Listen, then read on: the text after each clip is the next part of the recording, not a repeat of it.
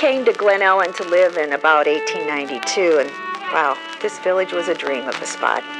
There was an apple orchard that was part of the old Newton farm in the area that we decided we'd buy our land, and it was there that we decided we were going to build our house. Oh, the orchard was full of bloom the first time we ever saw it.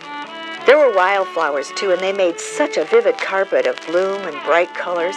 And to the north of us, there was a forest, and it just stretched way on out, unbroken. There were no streetlights when we first came to the village, and of course they came later. But the one thing I remember is we did have to carry a light, a lantern of some kind, as we would go out at night. Wooden sidewalks were also put in after we came to the village, and there's something I remember about them. They were made of wide boards and raised about, I guess you'd say, about a foot off the ground, and in between those boards, about an inch of space was there. And these walks were a first-class rendezvous for snakes. When we walked along, often the snakes would stick their heads out through these cracks and wriggle underneath our feet.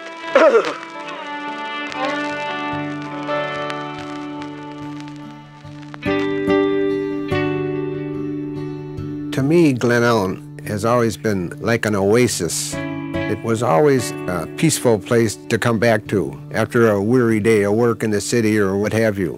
Of course, it's rolling terrain and trees. It gives that peaceful quality. And I think that's what always has drawn people to the town. Glen Ellyn means to me a place that's beautiful. It's a place that's very peaceful. It's a place that you can easily form friendships that last, and it's got a little bit of historic atmosphere that makes it feel almost like New England. Glen Ellyn is a community of people that have a real passion for the place they live. I think to have a whole picture of that, you need to have its past and its present as well as looking toward its future. We have to understand not only where we came from, but how we got here on the backs of all of those that went before us. Life was certainly more difficult. On the other hand, there was a lot of appreciation and joy for the small things of life. And the fact that we have the opportunity through history centers such as the Glen Ellyn History Center to bring that to life so that people appreciate it, that's what we're about. History is important to me because I think it gives you a base for where you are, what's gone on before you. It gives you a feeling of belonging to where you live. There's a loyalty there that is developed. There's even an ownership in your area. If you move into a town and it has a well-developed history program, you can become part of that town very quickly when you learn about the background, when you take part in the activities that the Historical Society offers. It means a lot more to you as a home than if you just kind of move in and don't delve very deeply into the beginning of the community. Well, I think it's extremely important to preserve the history of Glen Ellyn, to know what Glen Ellyn has been in the past.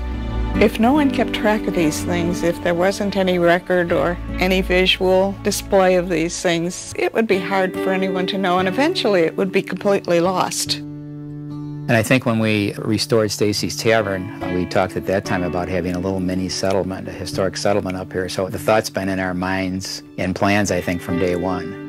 We were absolutely thrilled when we heard that the society was going to proceed with the History Park idea.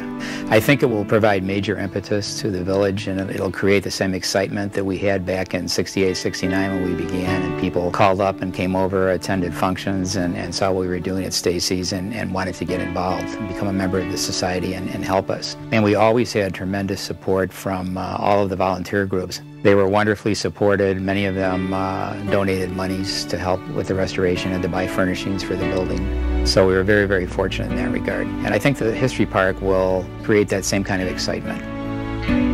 Stacy's Tavern is well done and documented by so many people about what a wonderful restoration job it was. And so I think it is a gem. It is the centerpiece of all that we will do. And if we can match Stacy's in the rest of what we do, what a beautiful opportunity that the people of this village will have for looking back at their history. And with the History Park, we'll have an opportunity to focus on a lot of the other history in town, and I think it will encourage people to make donations of artifacts and perhaps some written histories, personal histories or family histories that will add a tremendous amount to the overall presentation of the history of Glen Ellyn. So I'm very encouraged by that, and I think it will occur. I think the answer to the continuation of our history is to have young people involved. And I think the History Park is going to be perfect.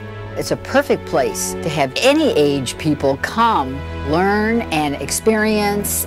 It'll be an enjoyable place that they can come and just enjoy the grounds. I think that just is the best thing this village could do for itself and for years to come. It would certainly improve village life for everybody. I think that we have a lot to learn from our past. We need a sense of who we are as people, and I think knowing about our past helps us to understand that better. There are times when we need to just stop and reflect.